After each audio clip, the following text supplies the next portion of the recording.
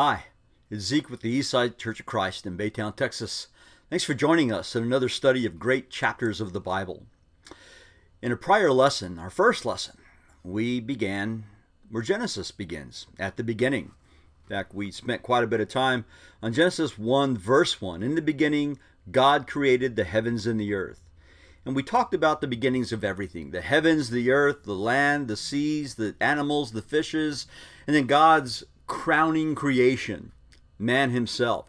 And we saw how God made man different than all the rest of his creation. We talked about how God made man in the image of God and how man was intended to be an image bearer, a reflection or a representation of God on the earth. But having seen that creation, having seen how God had specifically and perfectly designed this environment for us to live in, it's hard not to dwell just a little bit longer to see how the creation story shows us more and more of God's crowning creation, man. And so in Genesis chapter 2, we're going to see God's great provision for man in marriage. By providing a woman for man, God provided him something that all the other wonderful creatures that he had created could never provide for him: true companionship. And we'll see that as we get towards the end of Genesis chapter 2.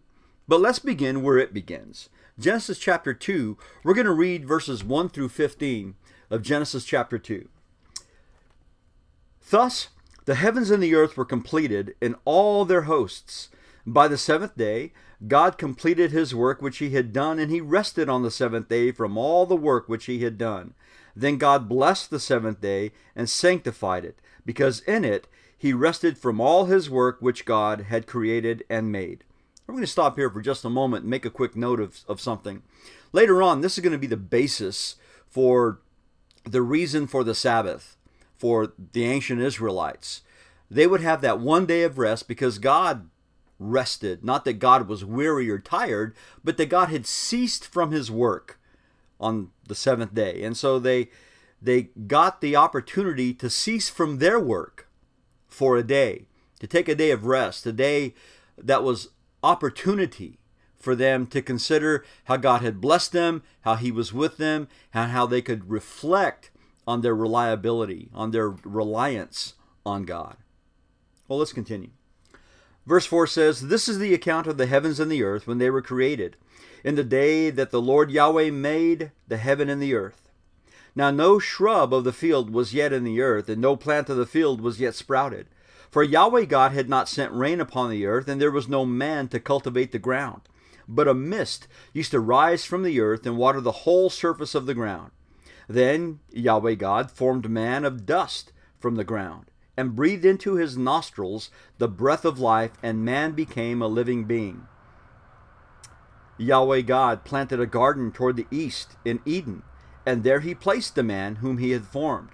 And out of the ground Yahweh God caused to grow every tree that is pleasing to the sight and good for food. The tree of life also was in the midst of the garden, and the tree of knowledge of good and evil. Now a river flowed out of Eden to water the garden, and there it divided and became 4 rivers. The name of the first is Pishon. It flows around the whole land of Havilah, where there is gold. The gold of that land is good.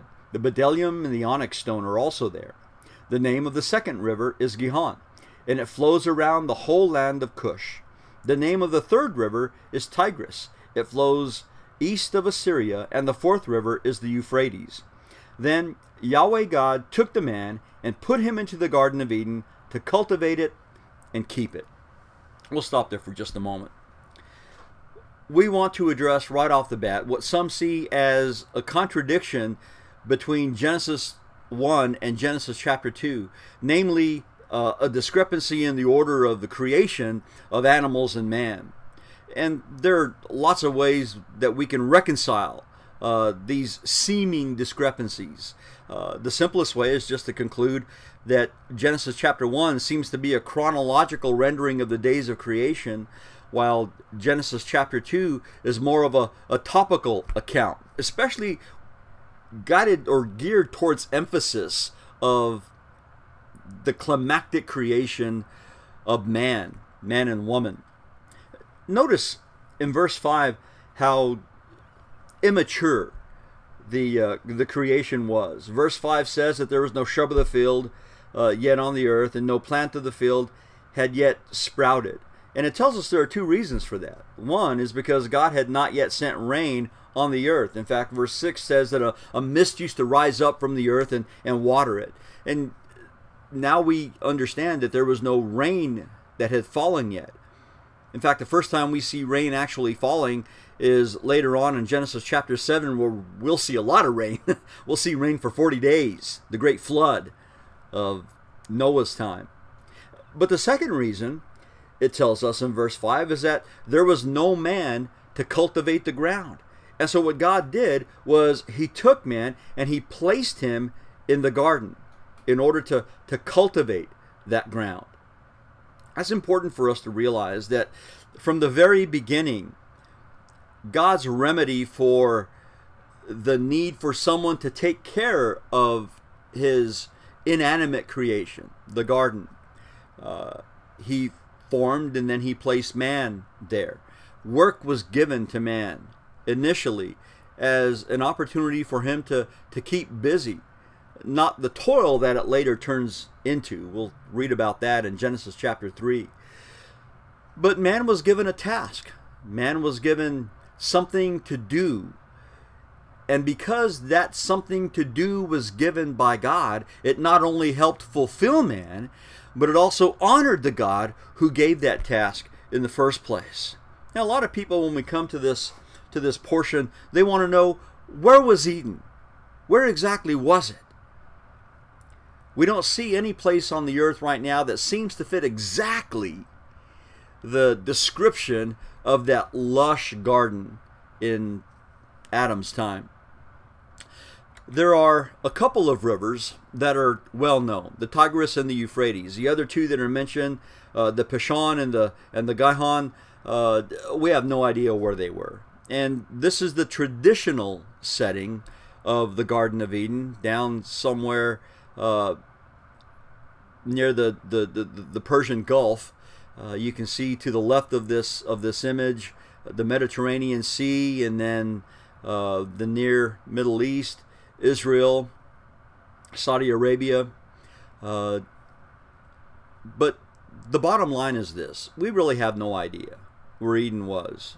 And if we try to use what information is in Genesis chapter 2 as some sort of roadmap or guide to find it, well, who knows what catastrophic reassembly was done during the great flood of Noah's time. We don't have any idea what really the terrain was like in Adam's time, and we don't have any idea how things shifted and changed during the flood of Noah's time. So we don't really know precisely where the Garden of Eden is, and any efforts to try to pinpoint it, to try to say with any accuracy, this is where it was, are just doomed to failure. But I want us to continue, and I want us to notice in verses 16 and 17 the one rule that God gave to Adam. It says, Yahweh God commanded the man, saying, from any tree of the garden you may eat freely, but from the tree of the knowledge of good and evil you shall not eat, for in the day that you eat from it you will surely die. First, notice God's ultimate authority. God created everything. Therefore, he had the right to regulate how he wanted things done. Adam was the creature. God was the creator. And so God has the absolute right to make any liberty or place any restriction on Adam that he wanted to. And I want you to see that there was only one restriction. But before God placed that restriction, he gave Adam a whole bunch of liberty. From any tree of the garden, he says, you may eat freely. But from the one tree, from the tree of the knowledge of good and evil, you shall not eat. And then God plainly states what the consequences would be if Adam rebelled and disobeyed. In the day that you eat from it, you will surely die. Now, there were a lot of right choices that Adam could have made, and who knows the sheer variety of good food. Remember what God said in Genesis chapter 1? Every green plant I have given you for food. Oh man, there was fresh everything, fruits and vegetables and all kinds of stuff that Adam could have had. And he could have chosen any of that stuff, but there was only one wrong choice. And God told him plainly what that wrong choice was. And just as frankly, he told him what the consequence would be for violating. Well, we see as we continue on that God provided for Adam a helper, a special helper. The climactic event in Genesis chapter 1 was the creation of man. In fact, look with me in verse 27 of Genesis 1.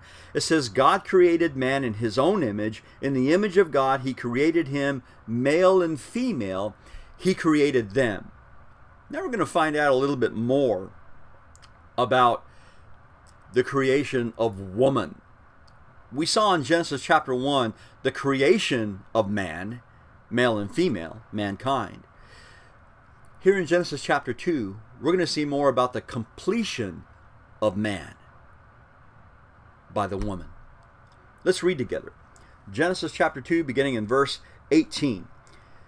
Then Yahweh God said, it is not good for the man to be alone. I will make a helper suitable for him.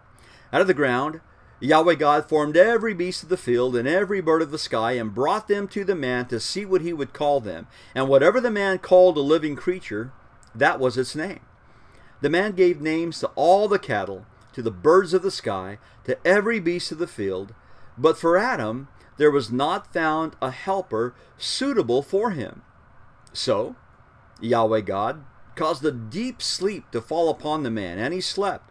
Then he took one of his ribs and closed up the flesh at that place.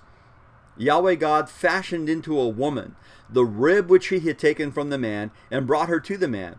And the man said, this is now bone of my bones and flesh of my flesh. She shall be called woman because she was taken out of man. For this reason, a man shall leave his father and his mother and be joined to his wife, and they shall become one flesh. We'll stop there for just a moment. I want you to notice that, first of all, remember how everything before God had declared was good. And at the end of his creation, at the completion, he said it was very good. Well, there's something here that God notices that was not good. It was not good for the man to be alone, to be without a companion that was equally suitable to himself. And so God brings all the animals to Adam to name them. And this is part of the idea of man having the dominion over God's creation.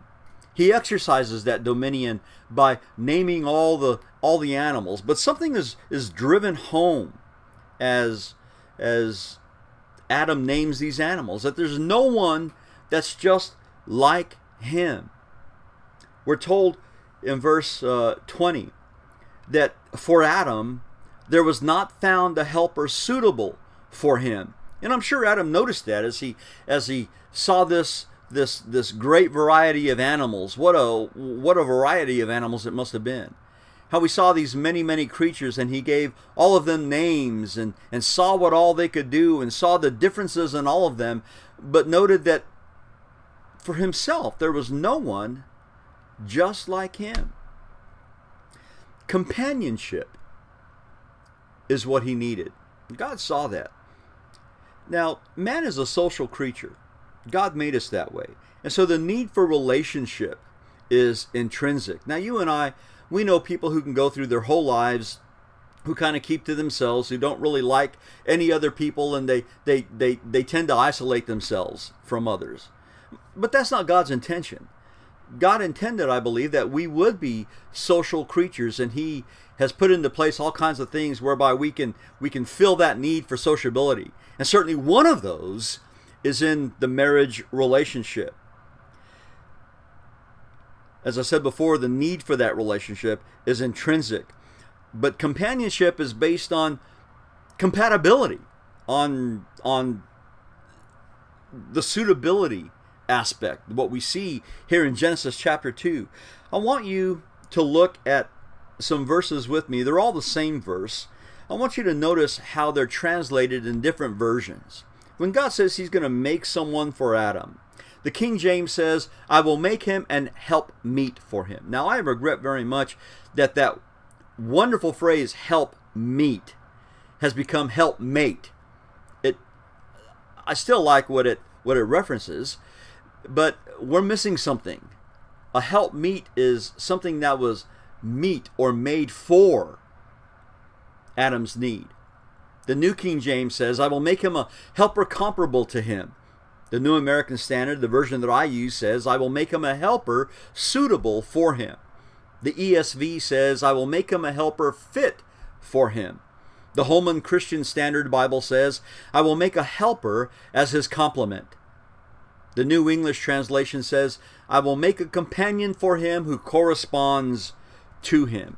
And we see something here. We see where there is the aspect that there has to be someone for Adam who's just like Adam. Someone who has the sameness as Adam.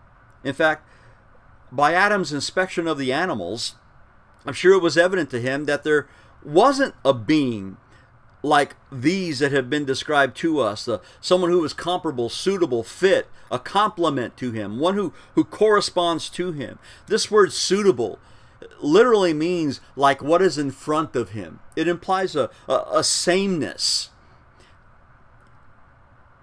Now, all the creatures that were brought to Adam shared life, but man and woman only share in the human sameness, that which is made in the image of God. And that can't be found among any of the animals or the birds or any other of the creation that God had made. Adam's response to this centers on that sameness. Look what he says in verse 23. When he saw her, can you imagine that first meeting when Adam woke up and he's presented with this woman whom God had taken from his rib and fashioned into someone who is fit for him, a helper that is suitable, that corresponds to him? Look what he says in verse 23. Now this is bone of my bones and flesh of my flesh, and she shall be called woman, because she was taken out of man.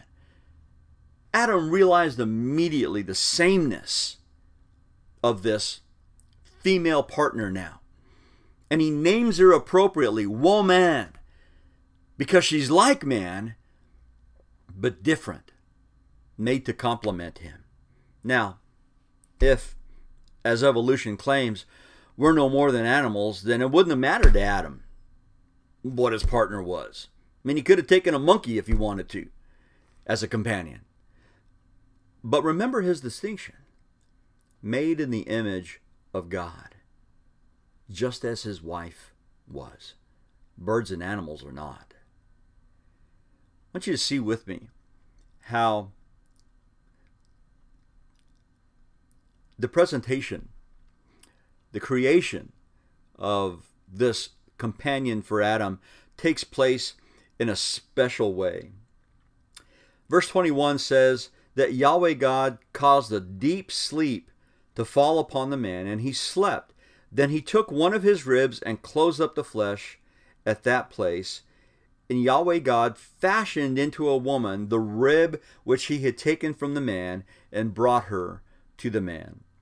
I want you to notice with me the provision that God makes by taking from Adam a rib from which to fashion his companion. Now, God could have formed the woman in the same way that he also formed Adam. He could have taken dust from the ground and did that. But her creation was different and done in a very special way. And Adam noticed that. I think we saw that in the declaration he makes in verse 23. Now, long ago, commentator Matthew Henry said something very tender about God's choice of a rib to create Adam's wife. He said that she was not made out of his head to top him, not out of his feet to be trampled upon by him, but out of his side to be equal with him, under his arm to be protected, and near his heart to be beloved. Now, maybe this reads a little bit too much into the rib, but it expresses well the biblical idea of marriage, the partnership, the tender intimacy that marriage is. I want you to notice also with me in this passage the partnership of marriage. The partnership between a man and a wife is to be closer and more intimate than any other relationship. In verse 23, again, Adam noticed this. She's bone of my bones, flesh of my flesh. She's just like me. She'll be called woman because she was taken from man. Verse 24, for this reason, it says, a man shall leave his father and his mother and be joined to his wife, and they shall become one flesh. Some versions say that the man will leave his father and mother and cleave to his wife. There's a partnership that's going on here, a partnership that is above all others, a partnership that puts a man and a woman together not in a competing fashion, but in a complementary fashion. They have strengths and weaknesses that each can help and fill. They have ways in which they were meant to build one another up and help each other to be better, far better than they could ever be apart. The Apostle Paul captures this idea well for us in 1 Corinthians 11 and verse 11, where he says, however, in the Lord, neither is woman independent of man, nor is man independent of woman. Now, Paul doesn't necessarily have marriage in view in 1 Corinthians 11, but he does remind us not of the independence, but of the interdependence of men and women. We complement one another, and that's what I believe God had originally intended for the first man and woman, and for every man and woman who would enter into the marriage relationship after that. In fact, what Paul says in 1 Corinthians 11 helps us to remember that although we could get together or get along separately, that's really not God's plan. We're not independent of one another, man and woman. We are interdependent. There are things that I need from my wife and things that she needs from me. There are ways in which some of my strengths are different than hers are, and some of her strengths are different than mine. But together, we make a partnership that I don't believe I could ever find with any animal for sure. And I certainly don't believe I could find it with any other woman. God has blessed the marriage relationship with a team aspect that is unlike any other partnership in the world. I want you to notice something also with me here. We've thought so far about the provision that God had made by bringing the woman from man's rib. We've just looked at the partnership of marriage. I want you to notice the permanency of this union. Again, read verse 24. We're told that for this reason a man shall leave his father and his mother and be joined to his wife, and they shall become one flesh. He's united to her. He's joined to her. He sticks to her. That's really what that means by join. It means that there is a coming together that is intended to be inseparable. In fact, in condemning divorce, Jesus went back to this very verse and said, this is the reason why men and women were intended to stay together. In Matthew chapter 19 and verse 3, there's a question that comes to Jesus. Is it lawful for a man to divorce his wife for any reason at all? Jesus answered and said, have you not read that he who created them from the beginning made them male and female? Now we could stop there for a moment and make a great case for the fact that Jesus, in his support of marriage and his defense of God's intention for marriage, goes all the way back to Genesis, all the way back to the very beginning. He says, the one who created them from the beginning made them male and female, and said, for this reason a man shall leave his father and mother and be joined to his wife, and the two shall become one flesh. So they're no longer two, but one flesh. What therefore God has joined together, let no man separate. Jesus makes at least two wonderful statements here. One, he says that this was brought together by God, that they become one flesh. They are joined together, not by any laws of man, but by the very intention and will of God. And he says, what God has brought together, secondly, let no one separate. The intention of marriage, Jesus implies, in fact, he states it flatly, is for a lifetime. One man, one woman, for a lifetime. That's important for us to realize. It's important for us to see how strongly Jesus defends the permanency of marriage. And it helps us to see, as we go back to the pages of Genesis, the intention from the very beginning of marriage. A man leaves his father and mother. Why? Because he's about to establish his own household now. And he's going to have obligations to fulfill in that household. But so also will his wife. And as they form the nucleus of that new family, they together will stand against all the things, the onslaught of opposition that the world eventually brings against that family. And we see that today. We see the easiness that people just discard their marriages with. In fact, some people change their living partners like they change their socks.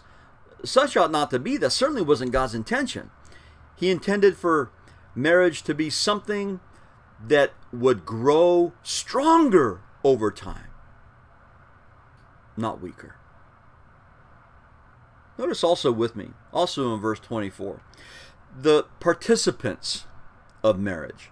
I want you to notice how it says, for this reason, a man shall leave his father and his mother and be joined to his wife, and they shall become one flesh. I want you to notice that God joined a man and his wife, one woman and one man.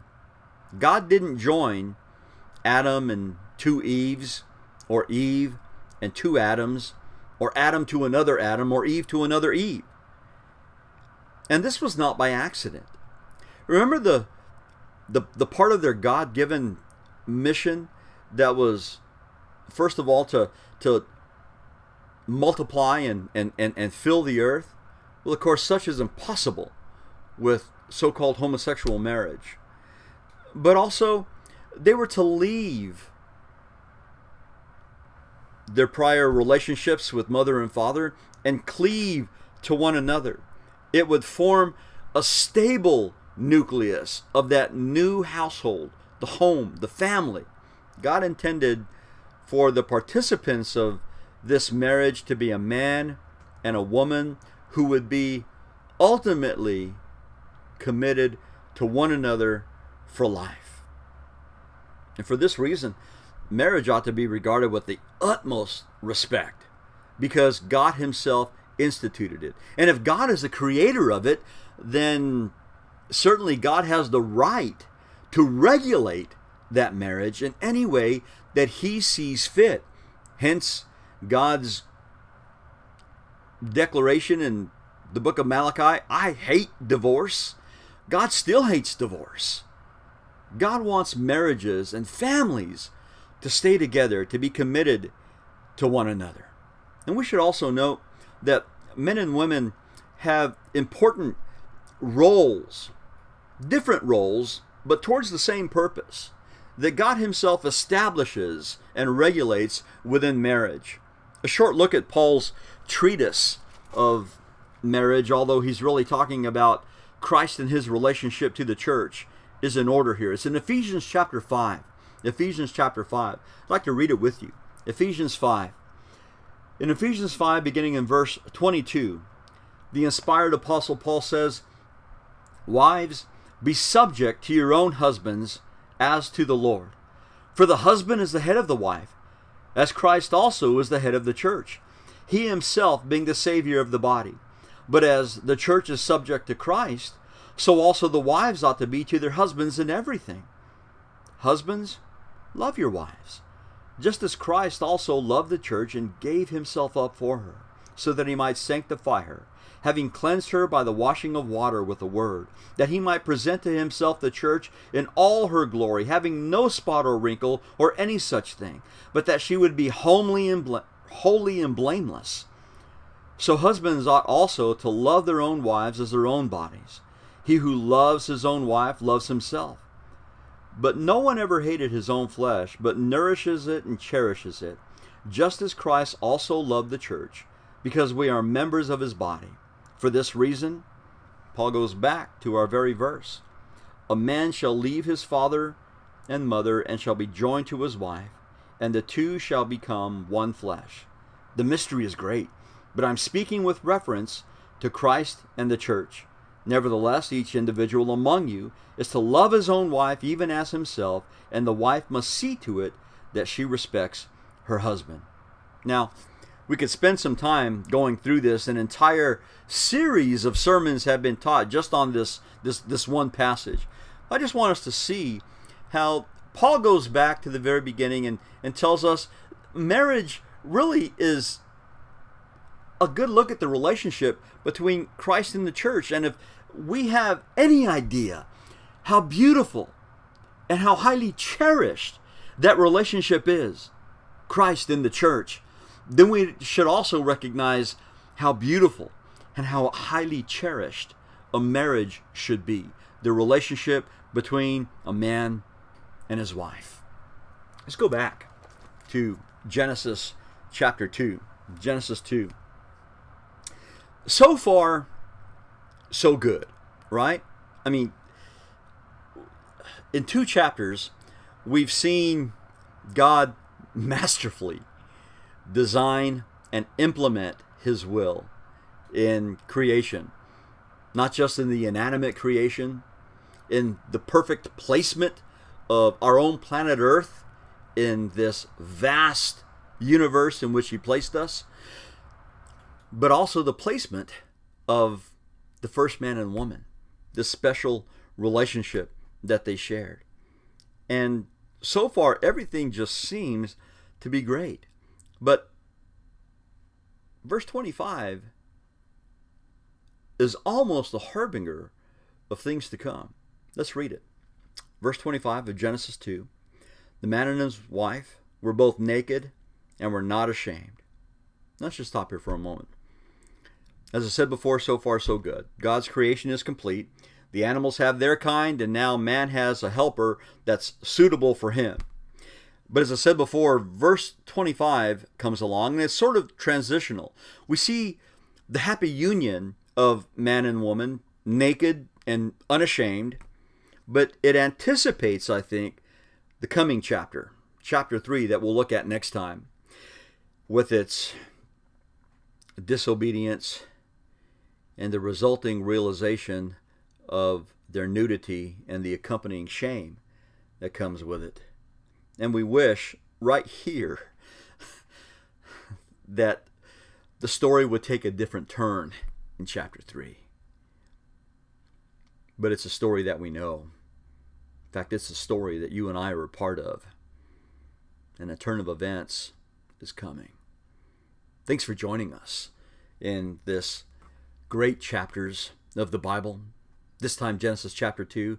Next time we'll look at Genesis chapter 3 before we go on to other parts of the Bible. But it's really hard not to take a good look at these first 3 chapters of the Bible, because they set the course for so much of what's to come. Well, again, thanks for being with us and for joining us in this study. I hope we see you again next time. Thanks. God bless you.